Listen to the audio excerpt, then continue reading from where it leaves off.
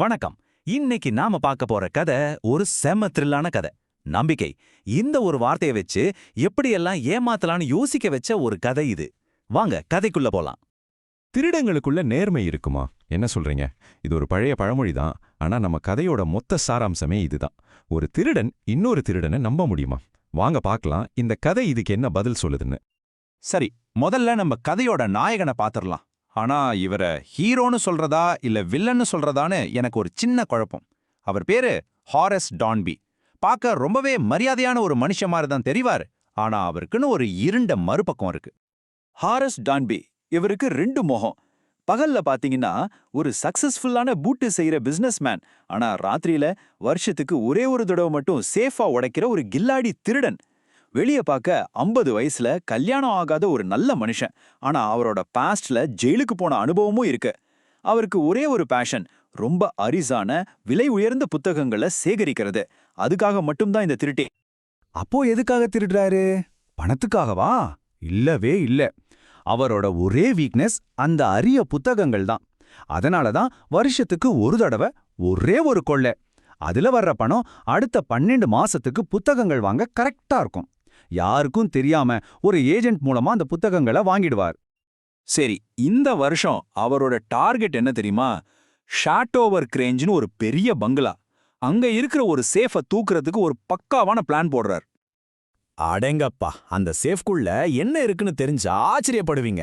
கிட்டத்தட்ட 15,000 பவுண்டு மதிப்புள்ள நகைகள். யோசிச்சு பாருங்க. இந்த ஒரே ஒரு கொள்ளை அடிச்சா போதும் பல வருஷத்துக்கு அவரோட புத்தக கனவை நிறைவேற்றிக்கலாம். அதனால இது அவருக்கு ரொம்ப ரொம்ப முக்கியமான ஒரு அசைன்மெண்ட். அவரோட பிளானிங் இருக்கே அப்பப்பா, ஒரு சின்ன தப்பு கூட கண்டுபிடிக்க முடியாது. 2 வாரம் அந்த வீட்டை முழுசா நோட்டம் விட்டுருக்கார். எலக்ட்ரிக் வயரிங், உள்ள போற வழி, வெளியே வர்ற வழின்னு அக்கு வேற ஆணி வேற பிரிச்சு மேய்ஞ்சிருக்கார். கரெக்டா அந்த வீட்டுக்காரங்க லண்டனுக்கு போறதுக்காகவும் வேலைக்காரங்க 2 பேரும் சினிமாவுக்கு போறதுக்காகவும் வெயிட் பண்ணியிருக்காரு. அங்க இருந்த ஷெர்ரிங்கிற நாயோட பேரை கூட தெரிஞ்சு வச்சு அதை சமாதானப்படுத்திட்டா. கடைசியா கிச்சன் கதவு சாவி வெளியே ஒரு கொக்கில மாட்டி இருக்கிறத கூட கண்டுபிடிச்சிட்டார். எல்லாம் பெர்ஃபெக்ட்டா செட் ஆயிடுச்சு. ஆனா இவ்ளோ பெரிய பெர்ஃபெக்ட் பிளான்ல ஒரு சின்ன பூ தான் வில்லனா வரும்னு அவர் கொஞ்சம் கூட நினைச்சு பார்க்கல. ஆமா, அந்த வீட்டு டேபிள்ல இருந்த பூக்களால அவருக்கு வந்த ஒரு அலர்ஜி, ஹே ஃபீவர், அவரோட மொத்த பிளானையும் தலைகீழா மாத்த போகுது. எல்லாமே பிளான் படி போயிட்டு இருக்கு.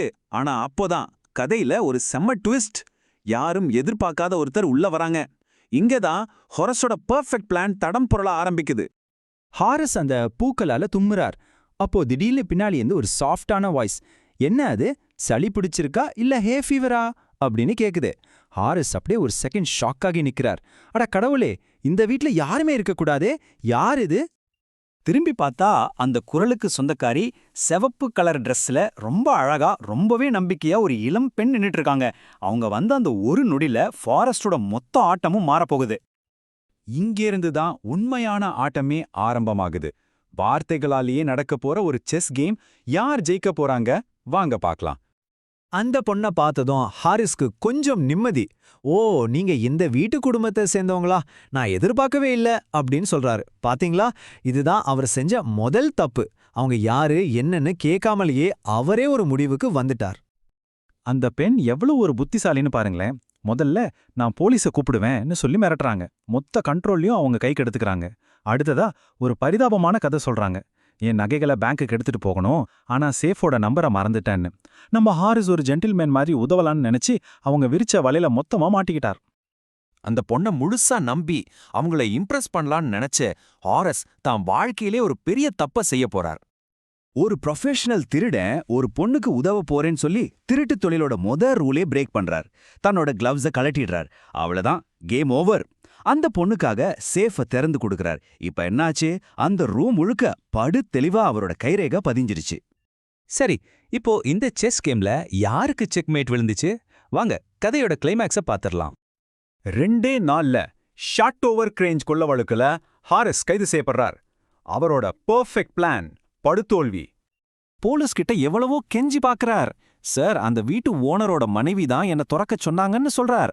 ஆனா கைரேகை அவருக்கு எதிரா அப்பட்டமா சாட்சி சொல்லும்போது யார் சார் நம்புவா? அப்போதான் அந்த பெரிய ட்விஸ்டே வருது. போலீஸ் சொல்றாங்க, என்னபா சொல்ற, அந்த வீட்டோட உண்மையான ஓனர் 60 வயசான ரொம்ப ஸ்ட்ரிக்டான ஒரு அம்மானு. அப்போ ஹாரஸ் பார்த்த அந்த சிவப்பு உடை தேவதை யார் அது? அவங்க வேற யாரும் இல்ல, ஹாரஸை விட பெரிய கில்லாடி அதே திருடு தொழில இருக்கிற இன்னொரு புத்திசாலி பெண். ஹாரஸ் ஒரு பகடைக்காயை யூஸ் பண்ணி நகைகளை எடுத்துட்டு ரொம்ப கூலா எஸ்கேப் ஆயிட்டாங்க. ஜெயில் பக்கமே போகக்கூடாதுன்னு நினைச்ச ஹாரிஸ் டான்பீக்கு இப்போ ஜெயில் லைப்ரரியில அசிஸ்டன்ட் லைப்ரரியன் வேலை. பாருங்க, எந்த புத்தகங்களுக்காக திருட ஆரம்பிச்சாரோ அதே புத்தகங்களுக்கு நடுவுலயே இப்ப தண்டனையை அனுபவிக்கிறார். இதுதான் விதி செஞ்ச ஒரு பெரிய ஐரணி. சோ மறுபடியும் நாம ஆரம்பிச்ச இடத்துக்கே வருவோம்.